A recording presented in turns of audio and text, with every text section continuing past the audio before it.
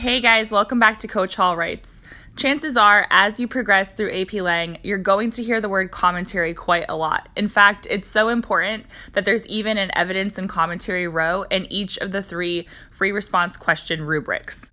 Before you can write effective commentary, you need to actually understand what commentary is.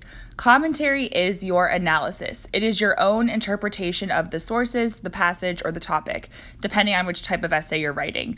It's also important to understand that commentary explains how the evidence relates to or proves the thesis. So you need to have evidence in your essay, but you also need to have commentary. In fact, it's usually better to have more commentary than evidence. So if you think of evidence as the what, then the commentary is going to either be the how or the why. You want to explain the significance of your evidence. Now, how you do that varies depending on the essay, but here is a list of some helpful verbs. Now, some of these verbs can be used interchangeably, and they don't automatically guarantee that you're writing commentary, but these verbs have helped my own students strengthen their writing. In the next few slides, I'm going to show you some examples of how to use these verbs in both a synthesis essay and a rhetorical analysis essay. As you read these examples, remember that commentary is your own interpretation. You are going to need to make inferences and connections based on what the passage says. So your job with commentary is not to summarize or to repeat what is already stated, but rather to take it one step further and examine the significance of what's in the passage. So here are 2 examples of how you can use the word suggests in a more effective way. A lot of times students want to use the verb shows, which is not quite as high level as the verb illustrates. So if you are working on amplifying your commentary, working in verbs like illustrates can help you figure out the significance of that evidence that you're trying to explain. So here are 2 examples of how to use illustrates. I also listed 2 synonyms up there, demonstrates and represents. Those are also good verbs that you could use as well. For those who are looking to improve your syntax or your sentence structure,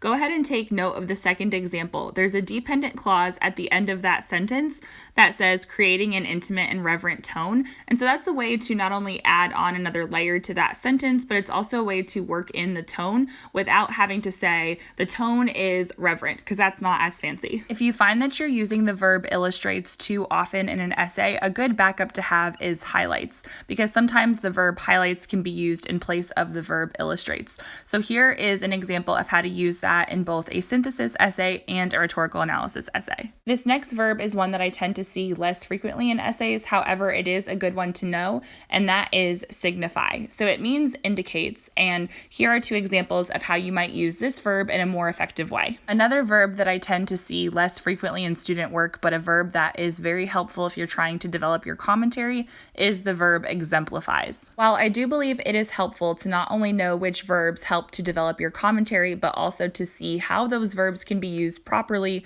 I think there's another layer to understanding what commentary is. And so what I've done here is I've included a sample paragraph, and I have put some sentences here that are in red and they're bolded so you can see the difference here, because these are sentences that as a teacher would stand out to me as being effective commentary. So these are not really about the verbs that are being used, but rather what is being conveyed through that commentary. So if you want to take a second to pause the video and just read this paragraph, you can, because I think sometimes it's helpful to see what commentary looks like. That way you know what you're supposed to be doing as you actually write an essay. If you are relatively new to AP Lang, this body paragraph is from a rhetorical analysis essay. And some of the things that I bolded here are elements of the rhetorical situation. So if you're curious what that is, I did make a couple other videos about that, so I will be sure to link them above. That way you can figure out exactly what to comment on if you're trying to develop your commentary. If you're looking for different ways to improve your commentary, here are some suggestions. The first thing I would do is to highlight your work. So what I have my students do is I will either have them highlight their claims or I will have them highlight their thesis, because remember, your evidence and commentary are supposed to prove your thesis.